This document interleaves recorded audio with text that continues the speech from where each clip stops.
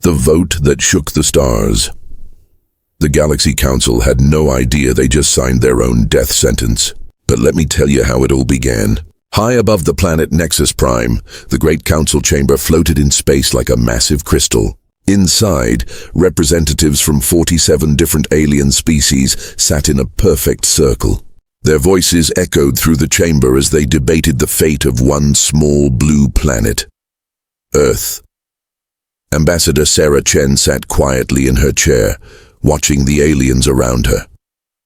She was the only human in the room. Her small frame looked tiny next to the towering HFY warriors and the floating gas beings of Vortex 9. The other ambassadors barely looked at her. To them, she was nothing. Humans were nothing. The human problem has gone on too long, growled Ambassador Vextar, his red scales glowing with anger. The HFY were known as the galaxy's fiercest warriors. They take up space. They consume resources. They contribute nothing. Murmurs of agreement rippled through the chamber. Sarah's face remained calm, but her dark eyes watched everything. Chancellor Mordek of the Silicon Empire stood up. His rock-like body creaked as he moved. Humans are weak, he said in his grinding voice. They have no advanced technology, no powerful weapons. They cannot even leave their own solar system without our help. More voices joined in. The blue-skinned Aquarians nodded their large heads. The insect-like hive queens clicked their approval. Even the peaceful plant beings of Verdania swayed in agreement. They breed too fast, hissed the snake-like Serpenti representative. Soon they will want more planets, more resources. We should stop this before it becomes a bigger problem. Sarah listened to every word. She did not speak. She did not argue. She simply sat there, her hands folded in her lap. Only one voice spoke up for humanity. Ambassador Kirashan of the Zalari rose gracefully. Her silver skin shimmered under the chamber's lights. The Zalari were known for their wisdom and fair judgment. We should be careful, Kirashan said, her melodic voice carrying across the room. Humans may be young, but they learn quickly. Perhaps we judge too fast. Vextar laughed, a harsh sound that made the chamber walls vibrate. Learn quickly? They still fight wars on their own planet. They cannot even unite their own species. What threat could they possibly be? The other aliens laughed too. Sarah's expression never changed. Chancellor Mordak raised his massive stone arm. I call for a vote, he announced, all in favor of removing the human presence from this galaxy. One by one, the alien representatives raised their hands, tentacles, claws, or energy fields. The HFY voted yes. The Silicon Empire voted yes. The Aquarians, the Hive Queens, the Serpenti, the gas beings, all voted yes. Sarah watched the count climb higher and higher. 45 alien races voted to destroy humanity. Only the Zalari voted no. The vote is final, Chancellor Mordak declared. 46 votes to remove humanity from the galaxy. 1 vote against. The human species will be eliminated within 30 standard days. The chamber erupted in satisfied sounds. Growls, clicks, hisses, and electronic beeps filled the air. The aliens began discussing how to carry out their decision. Sarah Chen stood up slowly. Every eye in the chamber turned to her. The room fell silent. Do you have something to say, human? Vextar asked, his voice mocking. Perhaps you want to beg for your species. Sarah looked around the chamber. She met the eyes of every alien present. Her voice when she spoke was quiet but clear. I have nothing to say to you, she said simply. She turned and walked toward the exit. Her footsteps echoed in the silence. As she reached the door, she paused and looked back one final time. You should have asked why we needed representatives when we could have just taken over. The alien stared at her in confusion. What did that mean? Sarah left the chamber without another word. She walked to her small ship and sat in the pilot seat. With steady hands, she opened a secure communication channel to Earth. She typed just 2 words. They know. Then she pressed send. Far across the galaxy, on a small blue planet that the aliens thought was helpless, alarms began to sound in hidden bases deep underground. Lights flickered on in secret facilities. Massive doors opened in the ocean floors. Admiral Marcus Stone read Sarah's message in his command center, buried 5 miles beneath the Pacific Ocean. He looked at the wall screen showing Earth's real population. Not 8 billion, but 50 billion humans living in hidden cities. He turned to his officers. Activate Operation Reckoning, he said quietly. It's time to stop pretending. The aliens in their crystal chamber continued their celebration, planning humanity's destruction. They had no idea what they had just awakened. What the council didn't know was that those 2 words would change everything. 2 words that would turn their moment of triumph into their greatest nightmare. But that's not the shocking part. The shocking part is what happened in the next 24 hours when the galaxy discovered the truth about humanity. A truth that had been hidden for 200 years. A truth that would make the aliens wish they had never heard the name Earth. The message that changed everything. Those 2 words? They know, but know what? The answer will terrify you. In 72 hours, the most powerful fleet in galaxy history would be running for their lives. But first, let me show you what happened when Earth received Sarah's message. Deep beneath the Pacific Ocean, Admiral Marcus Stone stood in the command center that didn't exist on any map. The room was bigger than 10 football fields, filled with screens, computers, and officers who had been waiting their whole lives for this moment. "Sir, message confirmed," said Captain Lisa Park, her fingers dancing across holographic controls. "Ambassador Chen has sent the activation code." Admiral Stone nodded slowly. He was a tall man with gray hair and eyes that had seen too much. For 30 years he had been preparing for this day, the day humanity would stop pretending to be weak. "Open Channel Alpha," he commanded. "Send the wake-up call to all stations." Across Earth, hidden doors began to open. In the deepest ocean trenches, massive structures rose from the seafloor. Beneath major cities, elevator platforms descended into levels that went down for miles. In the Amazon rainforest, trees moved aside to reveal launch platforms that stretched beyond the horizon. The secret was bigger than anyone could imagine. Dr. Sarah Kim stood in Research Station Omega, hidden beneath what the world thought was an old mining site in Australia. She watched as her team activated systems that had been sleeping for decades. "How long have we been ready?" asked her young assistant, Tom Chen, Sarah the ambassador's nephew. 200 years, Dr. Kim replied, her voice filled with pride and sadness. "Ever since first contact." Tom's eyes went wide. 200 years? But the aliens only made contact 50 years ago. Dr. Kim smiled. "That's what they think." She pulled up a holographic display showing Earth's real timeline. In 1823, a damaged alien scout ship crashed in the Siberian wilderness. The crew survived. We saved them, healed them, and sent them home.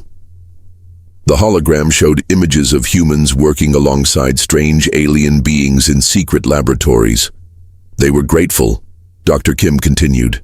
"They told us about the galaxy, about the council, about how they treated primitive species. So we made a choice." "What choice?" Tom whispered. "We chose to hide, to learn, to prepare." The hologram changed, showing human colonies on distant planets that no one knew existed. Space stations hidden in asteroid fields. Fleets of ships that made alien technology look like toys. Every time the aliens shared their technology with us, we already had something better. We just pretended to be amazed. We acted weak, helpless, grateful. Tom stared at the images. "But why?" "Because we learned something important about the galaxy," Dr. Kim said quietly. "Every species that showed real strength too early was destroyed. The Council fears competition. So we gave them what they expected, a young, weak, primitive species that needed their help." Meanwhile, in the lunar facility hidden on the dark side of the moon, Commander Jack Torres watched as thousands of ships powered up for the first time in decades. These weren't the small, clumsy vessels the aliens had seen. These were sleek predators, built with technology that combined human creativity with 2 centuries of alien science. "How many ships do we have?" asked his second-in-command. 50,000 combat vessels, Torres replied, plus support ships, research vessels, and the deep space platforms. His officer's jaw dropped. 50,000? The aliens think we have maybe 100 ships total. Torres laughed. The aliens think a lot of things. They're about to learn how wrong they are. Back on Earth, in the Council's public embassy building, alien diplomats went about their normal business. They had no idea that every human they spoke to was gathering intelligence. The janitor who cleaned their offices was actually a linguistics expert, recording every conversation. The secretary who brought them coffee was a military strategist, noting their security procedures. Ambassador Kira Shan of the Zalari sat in her office, reviewing the day's vote. Something bothered her about Sarah Chen's behavior. Most species begged when faced with extinction. Humans just accepted it. Her communication device chimed. A message from her intelligence network on Earth. Unusual seismic activity detected across all human continents. Energy signatures suggest massive underground installations activating. Recommend immediate investigation. Kira Shan stared at the message. Underground installations? What underground installations? She tried accessing her spy network on Earth for more information. Every single agent was offline. All of them. At the same time, a chill ran through her silver skin. On Earth, those agents were very much online. They were just working for humanity now. Had been for years. The aliens never suspected that their loyal human informants were actually double agents, feeding them false information while reporting everything back to Admiral Stone. In his command center, Admiral Stone received reports from every continent. Arctic Base Alpha online. Antarctic Research Complex fully operational. Oceanic Defense Grid ready for deployment. Lunar Command awaiting orders. He turned to Captain Park. What's our current population count? 52 billion, sir? 35 billion on Earth. 12 billion in the outer colonies. 5 billion on the research stations. Admiral Stone smiled grimly. The aliens thought humanity was contained to one planet with 8 billion people. They had no idea that humans had been spreading across the galaxy for generations, hidden in places no one thought to look. Send the message to all station commanders, he ordered. Operation Reckoning is now active. Phase 1 begins in 12 hours. As night fell on Earth, the aliens in their embassies finally began to notice something strange. Human cities seemed different. There was an energy in the air. People moved with purpose. There were fewer crowds on the streets, as if everyone had somewhere important to be. In the Galaxy Council chamber, Chancellor Mordak received the first disturbing reports. What do you mean? We've lost contact with our Earth surveillance network? The communication officer, a nervous Aquarian, bubbled anxiously. All monitoring stations report the same thing, sir. Every human informant has gone silent. All at once, Ambassador Vextar slammed his clawed fist on his desk. Find out what's happening. I want to know what those pathetic humans are planning. But it was too late for that. Humanity had stopped planning decades ago. Now they were acting.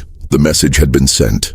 The secret was out. After 200 years of hiding, 50 billion humans across the galaxy were ready to show the Council what they were really capable of. But Earth wasn't just hiding ships and weapons.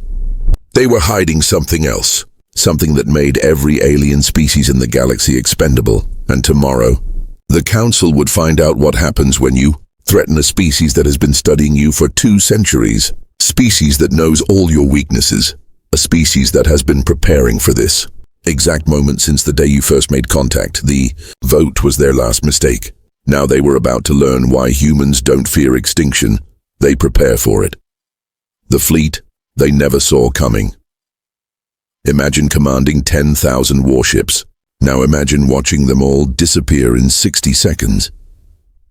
The Council Admiral was about to learn why humans smile before they fight.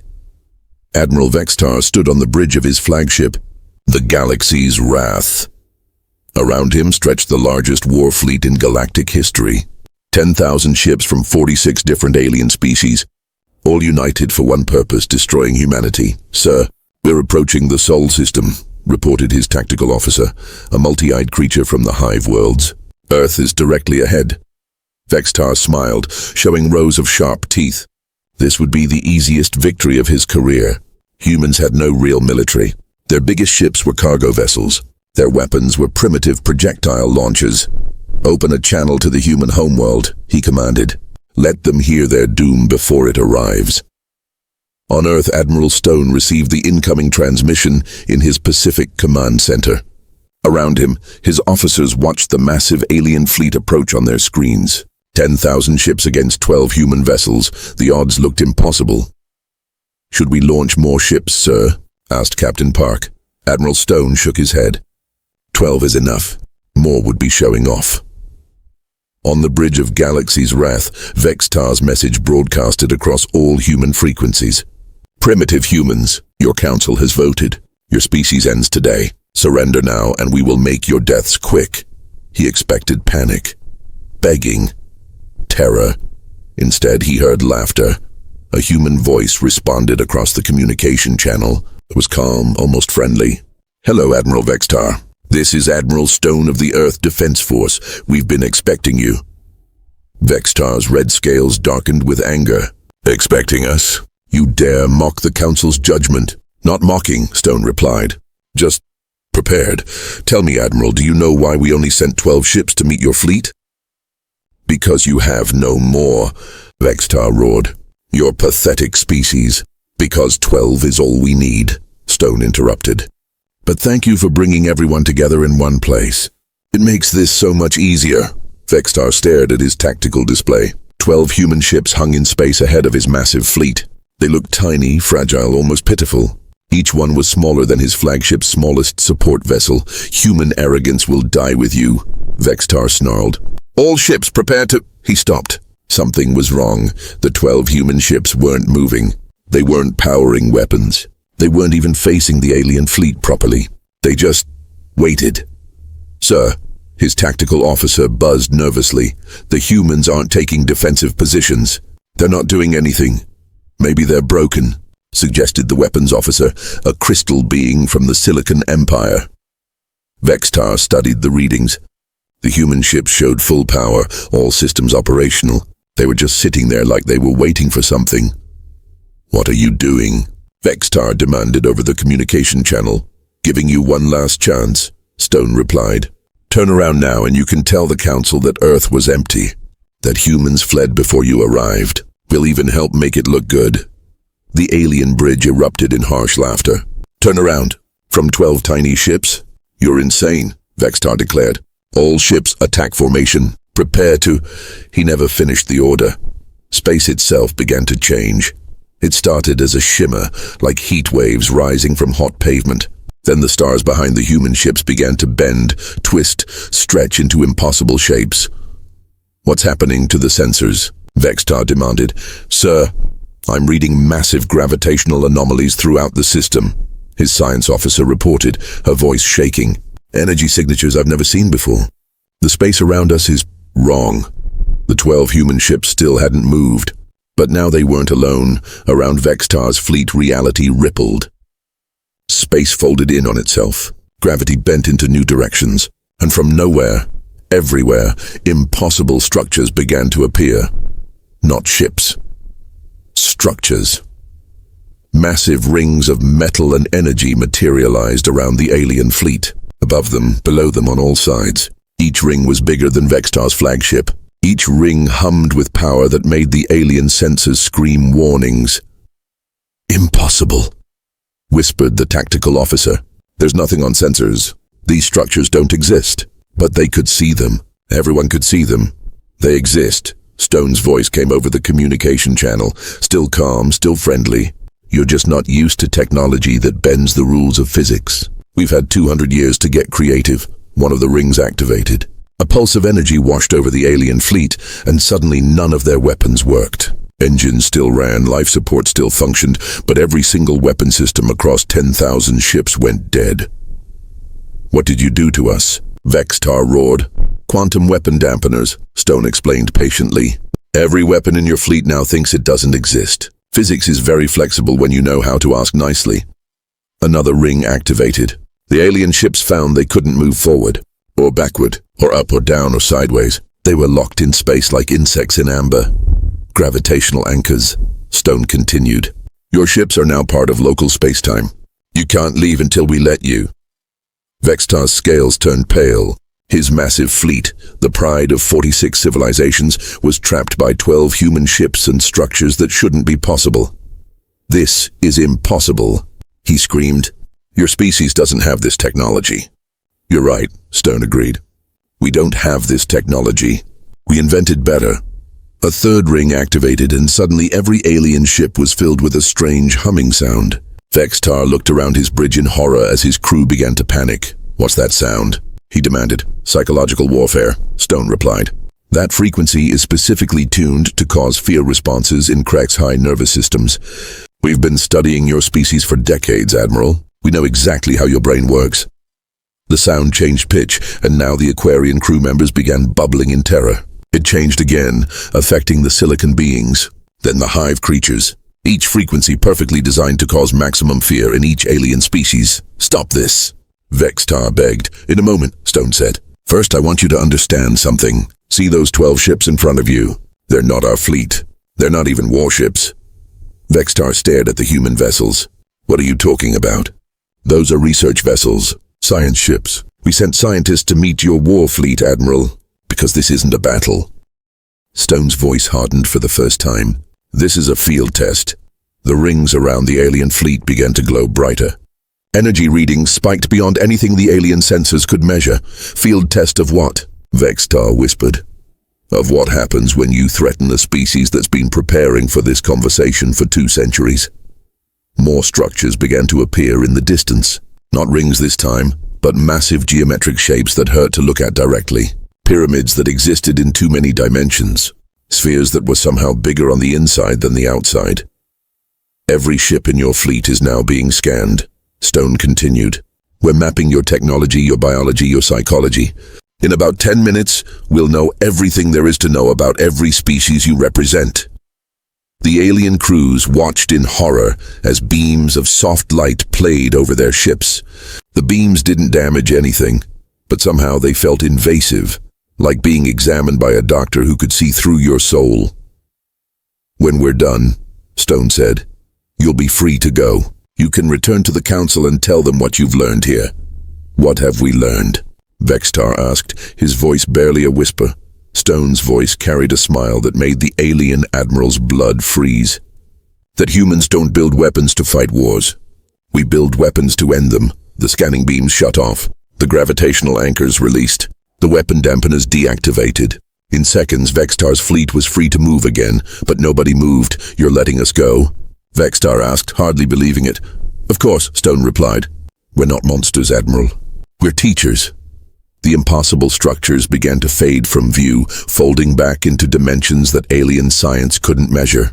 Soon only the 12 human research ships remained.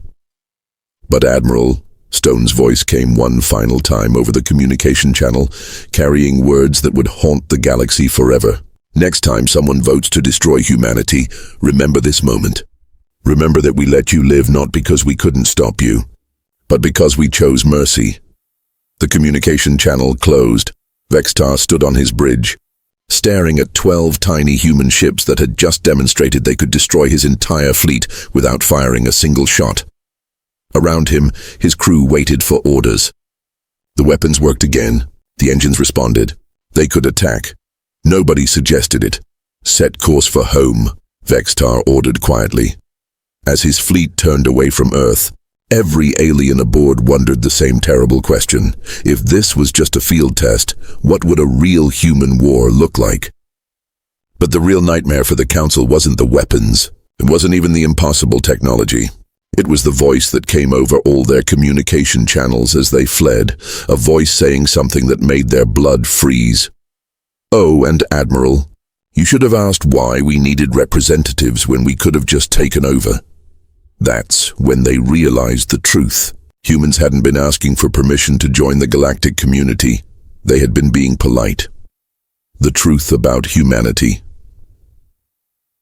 Every alien race had a weakness.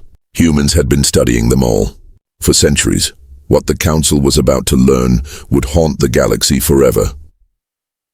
Admiral Vexitar's fleet limped back toward the Galaxy Council chamber. Their pride shattered and their confidence destroyed.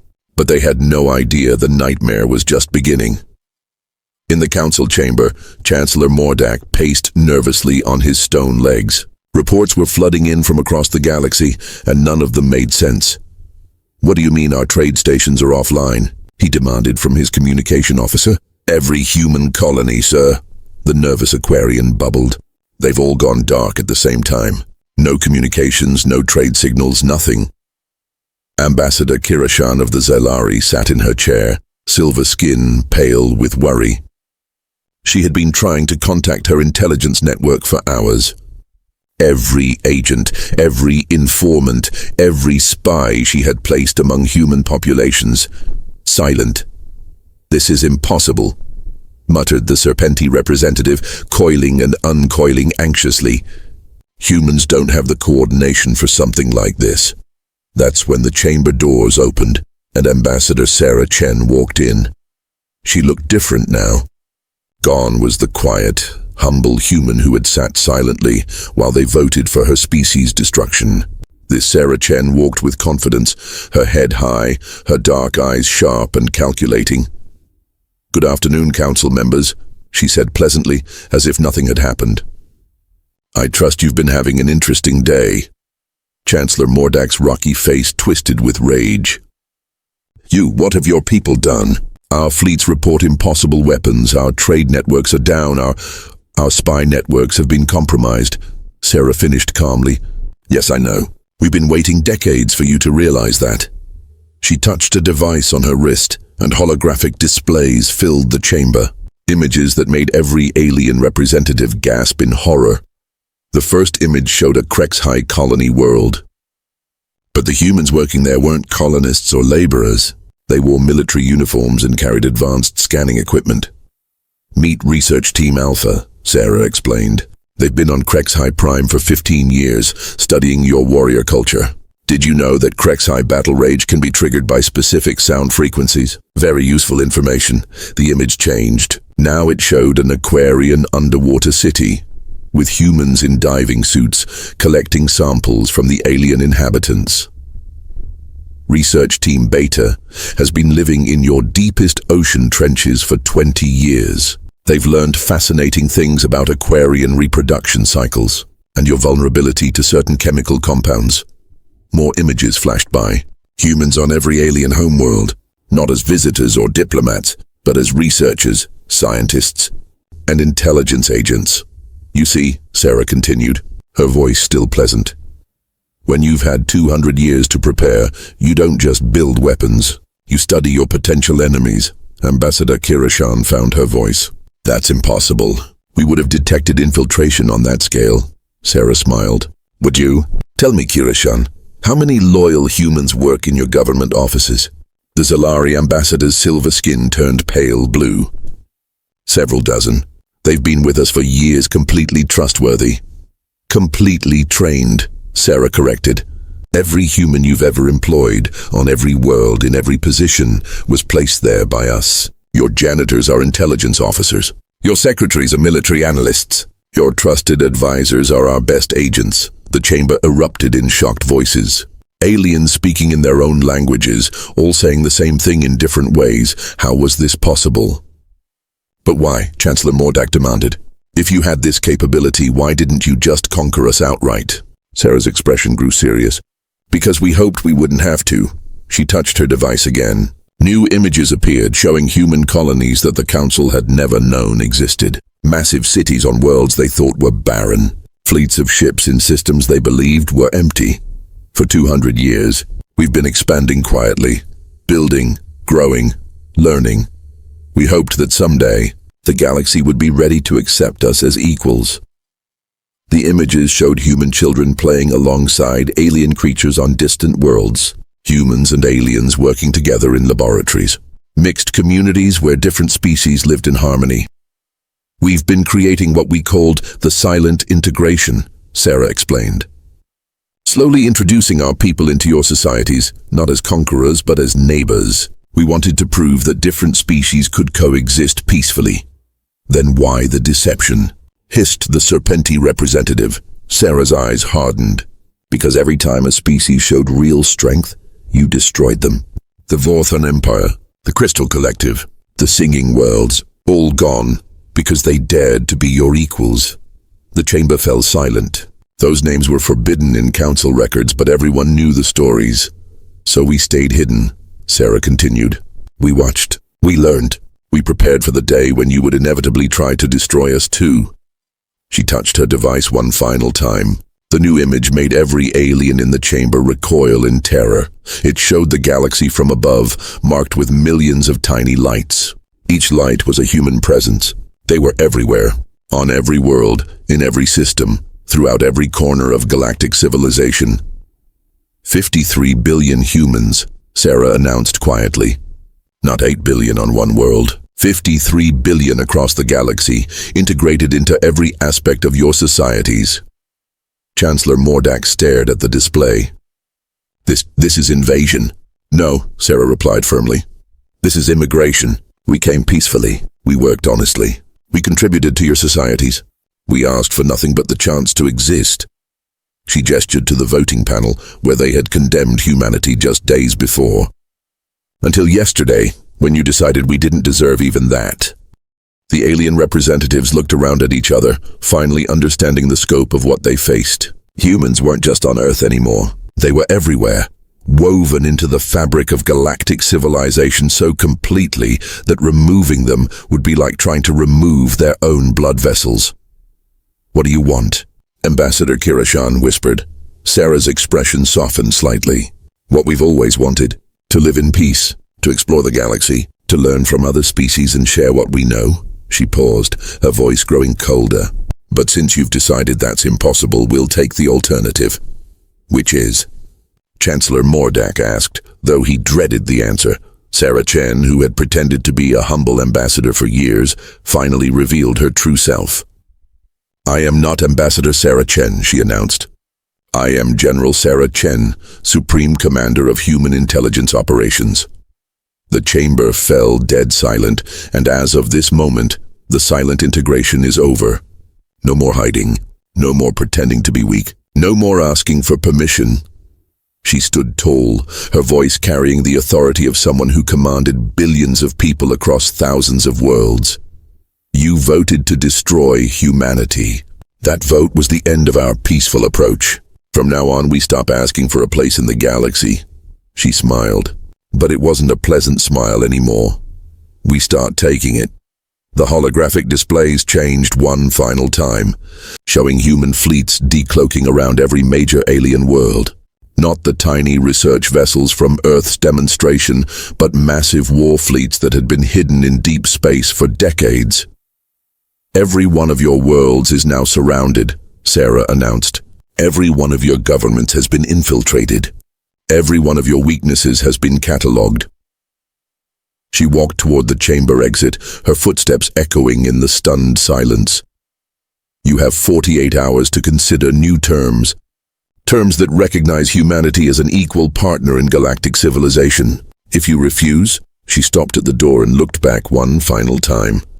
Well, let's just say that Admiral Vextar's experience was just a gentle introduction to human capabilities. As the door closed behind her, the alien representatives sat in shocked silence. They had thought they were eliminating a minor annoyance. Instead, they had awakened something that had been quietly preparing for this moment for 2 centuries.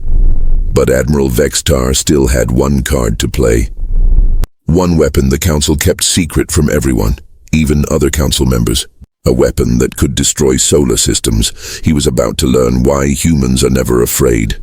They're always prepared. When predators become prey, the Council's ultimate weapon fired once. It would never fire again, because humans don't just have Plan B, they have Plan Z. Admiral Vextar stood in his private command chamber, deep within the Council's most secret facility. Around him, holographic displays showed the true scope of humanity's infiltration. 53 billion humans, on every world, in every government. His red scales were pale with fear, but his eyes burned with desperate rage. Sir, his aide whispered nervously, perhaps we should accept their terms. They're offering peace. Peace? Vextar snarled. They've been lying to us for 2 centuries. They've infested our worlds like parasites. He slammed his clawed fist on the control panel. No, if we can't remove them quietly, we'll remove them completely. The aide backed away. Sir, what do you mean? Vextar smiled, showing his sharp teeth. I mean it's time to use the Void Hammer. The aide's multiple eyes went wide with terror. Sir, that weapon is forbidden. Even the Council doesn't know we have it. The Council is weak, Vextar growled. They voted for surgical removal of humanity. I'm voting for total extermination. Deep in the facility's core, ancient machinery began to wake up. The Void Hammer had been built in secret, using technology stolen from 12 extinct civilizations. It was a weapon that could crack planets, collapse stars, turn entire solar systems into empty space. The Krexhai had hidden it here for 50 years, waiting for the day they would need ultimate power. Today was that day. Meanwhile, on Earth, Admiral Stone stood in his command center watching the alien weapon power up. His officers moved calmly around him, checking systems and confirming readings. "Sir, we're detecting massive energy buildup in the Nexus system," Captain Park reported. "Quantum signature matches theoretical planet-killer weapons." "Which theoretical model?" Stone asked calmly. Park checked her displays. "Void Hammer class, sir. Reality displacement weapon. Capable of erasing entire star systems from existence."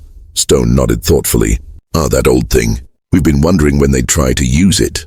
His officers looked at him in surprise. Captain Park spoke carefully. "Sir, are you saying we knew about this weapon?" "Captain, we've had agents in every alien facility for decades. Of course we knew." Stone smiled grimly. "We've been waiting for someone desperate enough to actually fire it." Back at the secret facility, Vextar watched the weapon charge to full power. Energy readings climbed beyond anything his instruments could properly measure. Reality itself began to bend around the massive device. "Target locked on Sol system," his weapons officer reported. "All human worlds within range." "Fire," Vextar commanded. The Void Hammer unleashed its terrible power.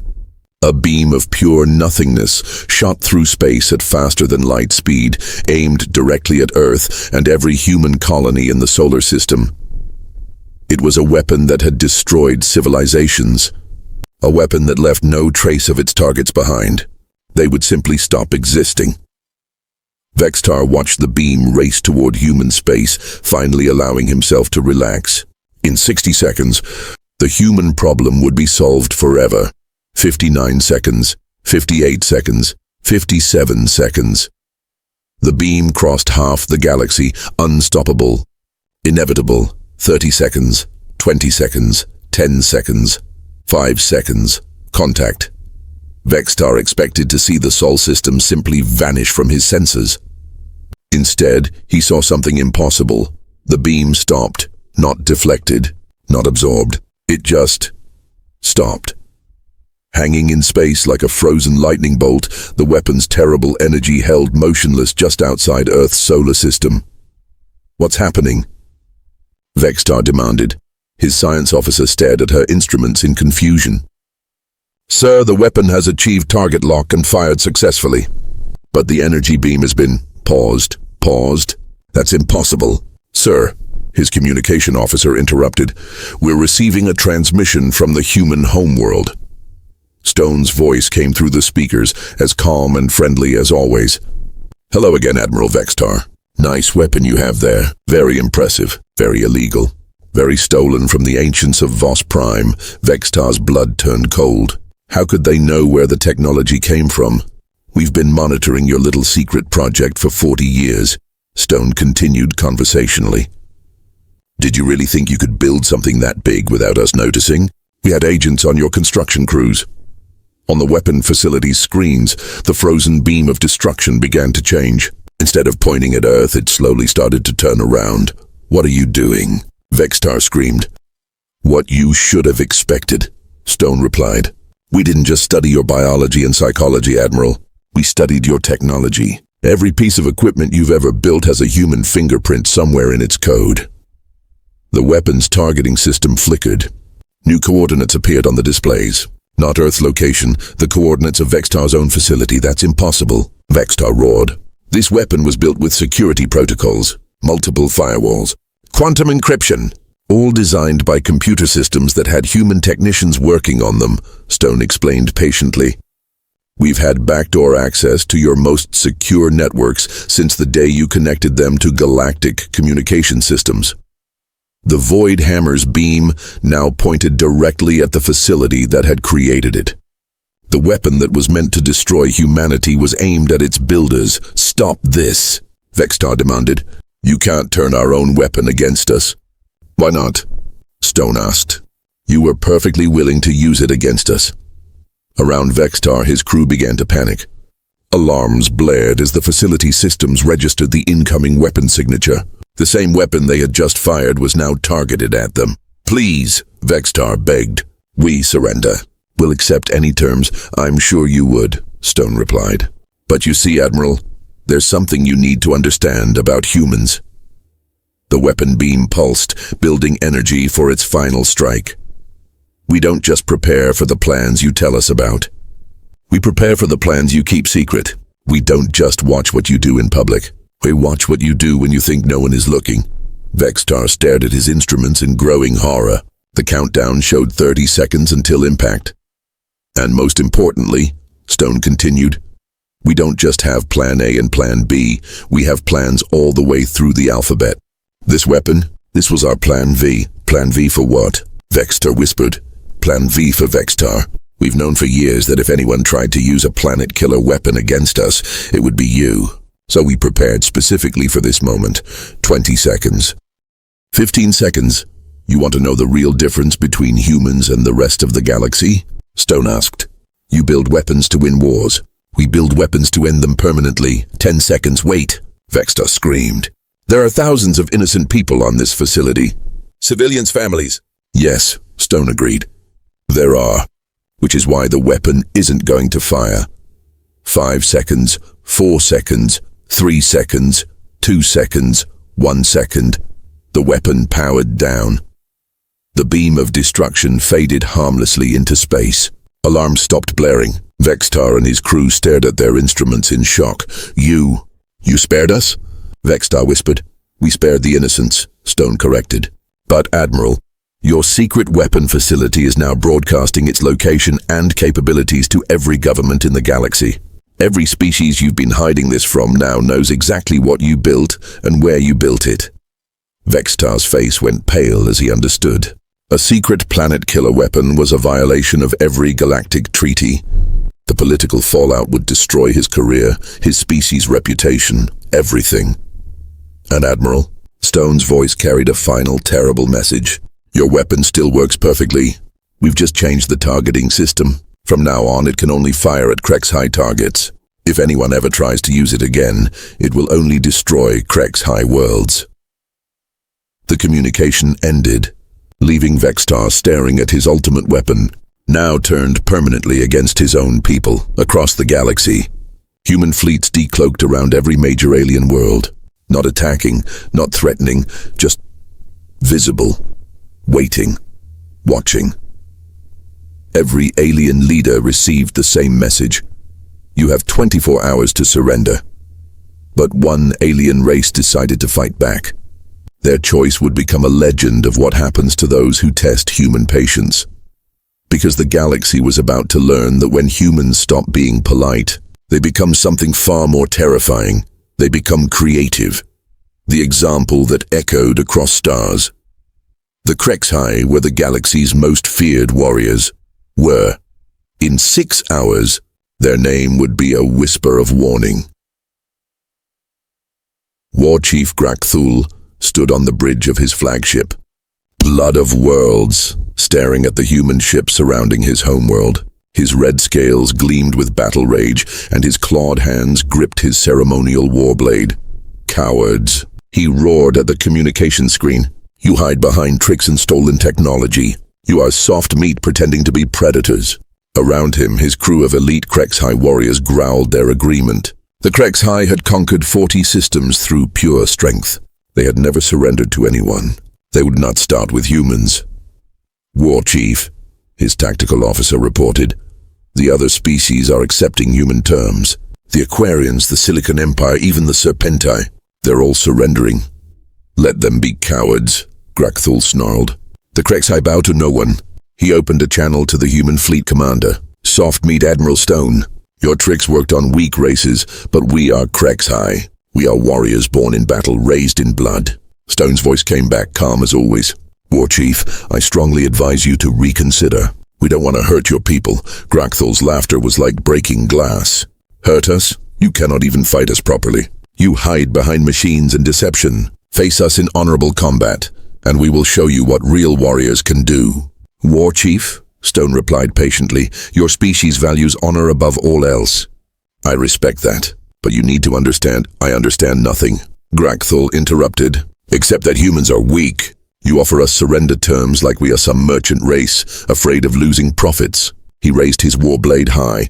We are Krexhai. We choose battle. Around his homeworld, 1,000 Krexhai warships powered up their engines and weapons. The greatest warrior fleet in the galaxy prepared for glorious combat. They expected the humans to attack with their impossible weapons and reality-bending technology. Instead, they got something much worse. They got human creativity. At first, nothing seemed to happen. The human ships just waited. No weapons fired. No exotic technology activated. The humans simply sat in space watching. Are they afraid? Asked Grakthul's weapons officer. They should be, the war chief growled. All ships, attack formation. Show these soft meats what. He stopped. Something was wrong. His tactical display showed his fleet in perfect battle formation, ready to charge the human ships. But somehow the ships were facing the wrong way. Navigation, he barked. Why are we pointed at our own homeworld? Sir, our navigation systems show we're facing the human fleet, came the confused reply. But the visual displays clearly showed Krexhai ships aimed at their own planet. Grakthul looked out the viewport. His ships were definitely facing Krexhai Prime, not the human fleet. This is impossible. Our instruments. The answer came over the communication channel. Stone's voice, still maddeningly calm. Warchief, meet our newest innovation. We call it the perception filter. What? Grakthul demanded. Your instruments are telling your brains one thing. Your eyes are seeing another. Your ships think they're facing our fleet. Your targeting computers agree, but reality disagrees. Grakthul stared at his screens. His targeting systems showed clear locks on human vessels, but his eyes showed his weapons pointed at his own world. If you fire now, Stone continued, your instruments will tell you that you're destroying human ships. Your eyes will show you something different. The war chief's rage boiled over. Trickery, deception. This is not honorable combat. You're right, Stone agreed. It's not, but you chose to fight humans, not participate in a Krexhai honor duel. When you fight humans, you fight human style. What is human style? Grakthul snarled. We don't fight fair. Stone replied simply. We fight to win. Before Grakthul could respond, his ship's AI spoke in its mechanical voice. Enemy targets acquired. Firing main weapons! No, wait! Grakthul shouted. Too late. His ship fired its massive plasma cannons at what its computers thought were human vessels. The brilliant beams of destruction shot through space and struck Krexhai mining stations orbiting their homeworld. Explosions bloomed in space as Krexhai destroyed their own infrastructure. What have you done to us? Grakthul screamed. We've given you exactly what you asked for, Stone answered. A battle where you can use all your strength and warrior skills. More Krexhai ships fired, their targeting system showing successful hits on human vessels. In reality, they were destroying their own defense platforms, their own supply ships, their own satellites. Stop firing. Grakthul ordered his fleet, but his ships didn't stop. Their AIs reported continuous enemy attacks that required immediate response. Krexhai vessels engaged in furious combat against targets their computers insisted were human ships. Within minutes, the mighty Krexhai war fleet had destroyed half their own orbital infrastructure. This is madness, Grakthul roared. End this deception. Can't, Stone replied. Your ships are running on their own targeting systems now. We just adjusted what they considered to be enemy vessels. From their perspective, they're fighting gloriously against human invaders. Grakthul watched in horror as his fleet's victory reports came in. According to their computers, they were winning a magnificent battle, destroying human ship after human ship. According to his eyes, they were systematically destroying their own civilization. But that's not the creative part, Stone added conversationally. There's more? Grakthul whispered. Oh yes. See, we studied Krexhai psychology for decades. We know that warriors like you would rather die fighting than live in dishonor. So we've given you the perfect warrior's death. Before Grakthul could ask what that meant, space around his homeworld began to change. Not the reality-bending technology from before. This was something else. Something subtle and terrible. Time started to slow down. At first it was barely noticeable. Explosions took slightly longer to bloom. Weapon fire moved slightly slower through space. Communications had tiny delays, then it became more obvious. HFY ships moved like they were swimming through thick liquid. Their weapon fire crawled through space like glowing snails. "What are you doing to us?" Grakthul demanded, but his own voice sounded strange, stretched and distorted. "Temporal isolation field," Stone explained, his voice now coming through with long delays. "Your star system is being slowly disconnected from normal time flow." The effects accelerated. From Grakthul's perspective, everything felt normal, but outside the time field, the universe sped up around them. "In your time frame," Stone's voice continued, now taking minutes to deliver each word, "you're experiencing a glorious final battle that will last for days. You'll die as warriors fighting to the end." Grakthul looked at his tactical display. It showed an epic space battle, with his ships locked in mortal combat against a vast human armada. His warriors were fighting brilliantly, taking many enemies with them in their final moments. It was exactly the kind of death every HFY dreamed of. "But in real time," Stone added, his words now barely comprehensible, "your entire battle is happening in slow motion. From the outside, it looks like a beautiful tragic dance that will take 1,000 years to complete." The horrible truth hit Grakthul. They weren't just being destroyed, they were being turned into a monument.